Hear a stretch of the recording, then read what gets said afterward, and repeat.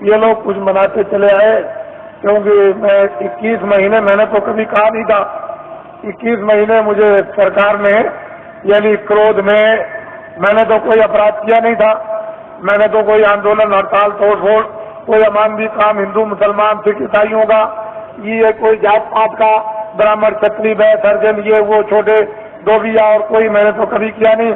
मेरे यहाँ तो कोई रगड़ा झगड़ा है नहीं, लेकिन भविष्यवाणी जरूर करता था। उससे सरकार मुझसे नाराज,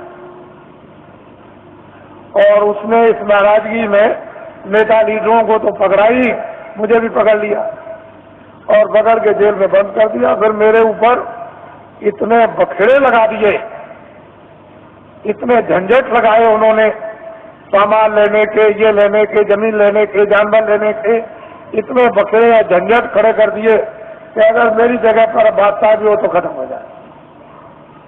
ऐसे झंझट डरने खड़े, छोटे मुकदमे नहीं है, मामूली मुकदमे नहीं लगाए, इतने झंझट मुकदमों के लगा दिए।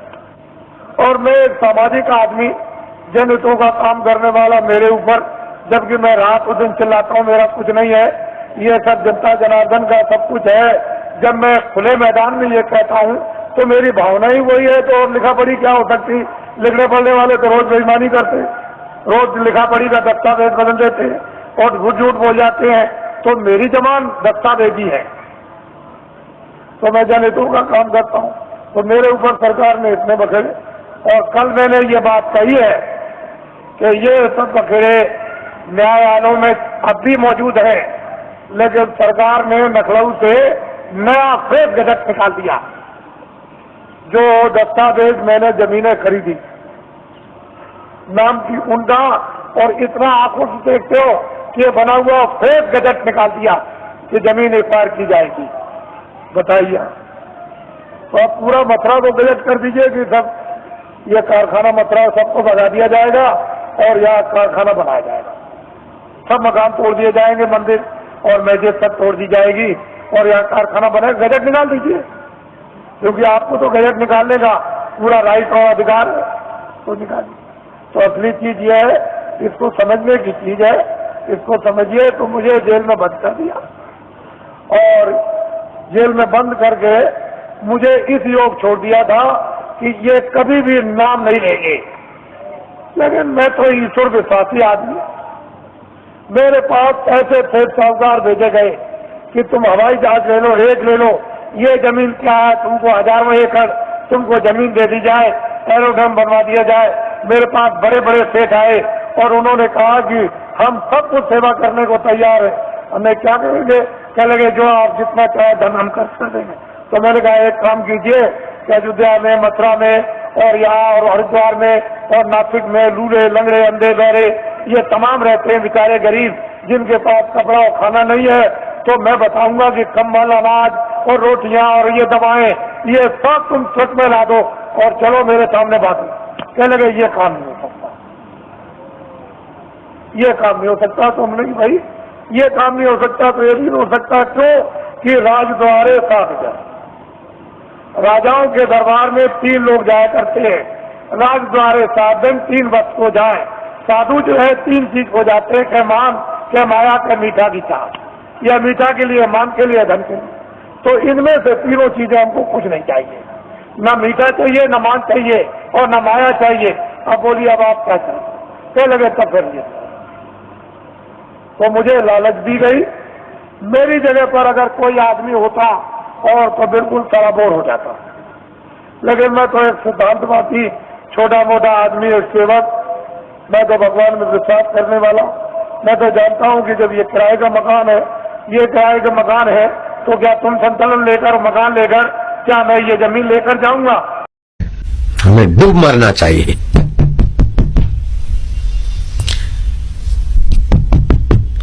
कुछ बिकाऊ अखबार कुछ दिनों से लगे हैं आश्रम की छवि धूमिल करने को। वकीलों के साथ मिलकर मनगढ़ंत कहानियां निंदकों से बनवाकर कुछ का कुछ लिख रहे, मानो अपराधी तो हम ही हैं और हमारे आश्रम में अपराधी लोग रहते हैं। ऐसा कुछ दिनों से अहमदाबाद की अखबारों, एक अखबार है जहां वो अखबार की अखबार छपती है, उस इलाके के लोग भी उससे तौबा है, उसके कई गुंडों से भी लोग परेशान हैं, लेकिन उस अखबार वाले की दोस्ती हो गई है मुख्यमंत्री के साथ। मुख्यमंत्री के आदमी और अखबार के आदमियों ने मिलकर ऐसा कहर मचाया कि उस कहर का बयान करें तो मेरे आंखों से आंसू आएंगे या तो फकीरी उफ निकल जाएगी। और हमारे कीर्तन यात्री हिंदुस्तान में फैले हुए हैं, विश्व में फैले हुए। कभी भी कीर्तन यात्री ईंटें पत्थर लेके कीर्तन करने नहीं जाते, मुझे पक्का पता है। और गांधीनगर पाटनगर है, वहां ये ऐसा करें, गांधीनगर समिति ग्रेजुएट लोग हैं, वहां ऐसी गलती वो कर नहीं सकते। लेकिन अखबार के गुंडे कुछ थोड़े घुस गए और बाकी की कुछ ईंटें बिछाकर टीवी में ये दिखा रहे हैं कि बापू के आश्रम वालों ने पत्थर मारा किया पुलिस पर, और पुलिस ने कितने गोले दाबे टीयर गैस के, लाठीचार्ज हुआ, ये फलाना फलाना दिखा रहे हैं, सब सेटिंग है। 265 लोगों को जैसे घेटे बकरों को मार मार के ले जाते हैं, ले गए जेल में, तो अभी तक जेल में बंद है। और फिर रात को पुलिस आई संध्या को आश्रम में, जो कोई अनुष्ठान करे आए, जो कोई बेचारा साधन भजन को आया, कोई अमृतसर का है तो कोई लुधियाना का है तो कोई गुजरात के अलग अलग हिस्सों के लोग, बालों से पकड़ा, मारा, भर दिया गाड़ी में। जहां से गाड़ी उतरती है वहां जवान खड़े हैं डंडे लेकर, एक आदमी उतरता धाड़ धाड़, पैरों पे पीठ पे, पेड़ों पे पीठ पे 10-5 डंडे लगते लगते वो गिर जाता है, फिर वो उठता है, फिर डंडे लगते हैं। एक आदमी ने मेरे को बताया मुझे 50 डंडे लगे, जरा मजबूत था। किसी ने बताया 12 लगे, किसी ने बोला 10-5 लगे, किसी ने बोला जरा सा सिर फूटा। इतना कहर उसमें एक भी गुनाहगार आदमी मुझे दिखा दे। बाद में क्या हुआ, उनको टॉर्चर्स किया गया, कई प्रकार की यातनाएं मानसिक दी गई और उन पर उनसे कोरे पेपर पर साइन करवाए गए। अब वो कुछ भी लिखे, 8-10 लोगों से दबाव डालकर कोरे पेपर पे साइन करा दिए। इतना जुल्म हम सहकर भी किसी पार्टी के लिए, किसी सरकार के लिए कुछ नहीं बोलते। अगर हमने बोलना है तो ईश्वर को बोलेंगे और ईश्वर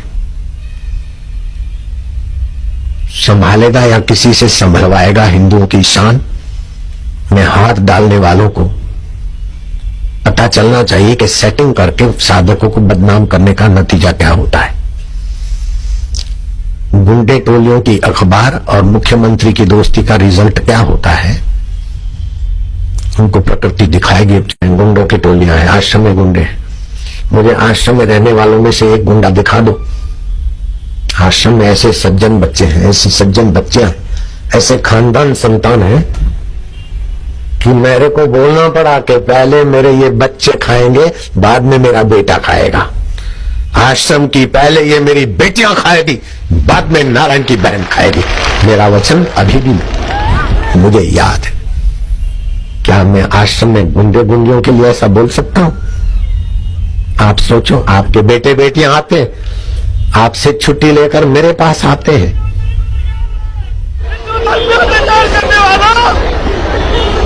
ओम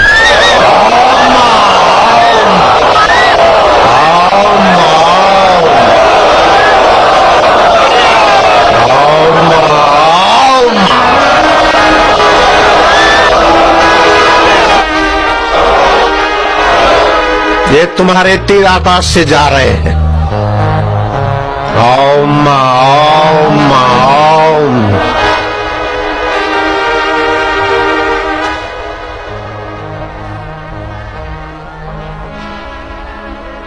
मैंने सुना मेरे बच्चों को मार पड़ रही, मैं रात को नींद नहीं कर पाया, 2 रातें ऐसी बीती।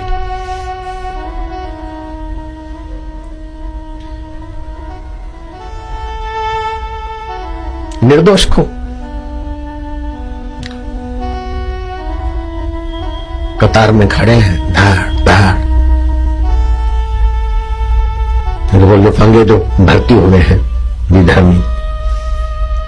बोले अभी तो जामिन नहीं मिलेगा, कल फिर बैत खेलेंगे। मेरे बच्चों को डंडा मारना, वो बैत खेल रहे हैं। अभी आज उनको जामिन मिलेगा तो मिलेगा। मेरा अपराध लोग है, कीर्तन की रैली थी, गुंडों की टोली अखबार चलाती है, उसका एक मालिक है, उससे दोस्ती हो गई मुख्यमंत्री की। पुलिस भी उन्हीं की, गुंडे भी उन्हीं के, मार खाने वाले मेरे बच्चे, जज भी उन्हीं के, वकील भी उन्हीं के। वहां के केस हटाकर मुझे यहां लाने पड़ेंगे, झूठे केस खूब किए।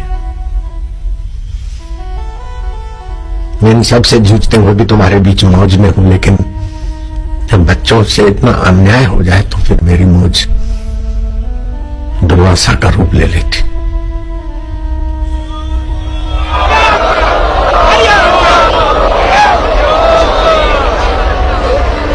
धाड़ धाड़ पुलिस की लारी से निकले, गाड़ी से धाड़ धाड़ पकड़ के बालों से मारते मारते ले गए। अनुष्ठान करने को आए क्यों इधर? कोई बोलता अगरबत्ती लेने को आए क्यों आए? धाड़ धाड़ भर दिया जेल में। वाह मुख्यमंत्री, तुम्हारी दोस्ती।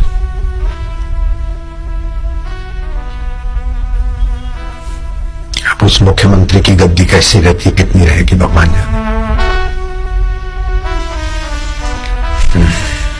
किसकी कृपा से कहां तक पहुंचे थे रे।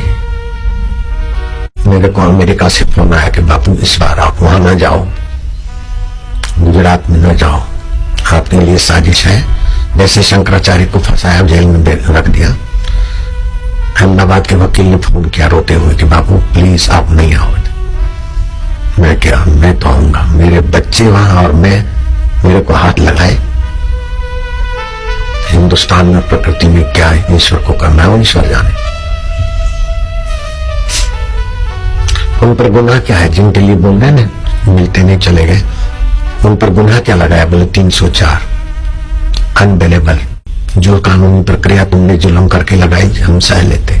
आवेश में आकर कुछ भी करेंगे तो जिनके पास सत्ता होती है, लाठी भी उनकी होती है, भैंस भी उनकी होती है। पब्लिक को तो मार खानी पड़ती है और बदनामी। जहां भी लाठी चार्ज होता है ना, तो दोषी पब्लिक को ठहराया जाता है। पब्लिक ने पत्थर मारा किया, पब्लिक ने ये किया, पुलिस को टीयर गैस छोड़ना पड़ा, लाठी चार्ज करना पड़ा। लेकिन अब हमको अनुभव हुआ, आज तक हम बात सच्ची मानते थे, लेकिन जब मेरे बच्चों के साथ ये जुल्म हुआ तब हमें पता चला कि इसमें कितनी राजनीति गंदी होती है। और कुछ गुंडे उनमें घुस जाते हैं पब्लिक में, वही करवाते हैं और फिर वही पब्लिक को पीटते हैं और खुद बेचारे ड्यूटी। पापी को उसका पाप कुतर कुतर के खाता है। जो एक अखबार पैसे लेकर विधर्मियों से कहानियां रचता है 1.5 साल से, थोड़े बहुत दूसरों को भी टुकड़ा डालते तो दूसरे थोड़ा लिखते, फिर सभी अखबार बुरे नहीं है, सभी इलेक्ट्रॉनिक मीडिया बुरा नहीं है। जो दिखाता है एक यहां, वो भी मुख्यमंत्री के पैसों से चलता है। जटिल ऐसा मेरे को पक्का रखो। मेरे सुहृद मुझे खबर दे रहे हैं कि अहमदाबाद की जो घटना का मैंने वर्णन किया, उस घटना को अंजाम देने वालों ने वेबसाइट पर देखा है और उनके दिल दहल रहे। मेरा स्वभाव फरियाद का नहीं है, लेकिन झूठे आरोप बच्चों पे लगे तो सत्य समझाना मेरा कर्तव्य था। मेरे स्वभाव में द्वेष नहीं है, राग नहीं है, समता भगवान की है मेरे स्वभाव। लेकिन कर्तव्य भी मेरा है कि आपको अपने गुरु भाइयों के विषय में सही बताऊं, नहीं तो जैसा उन्होंने सेटिंग किया मीडिया ऐसे ही बोलेगा बेचारा।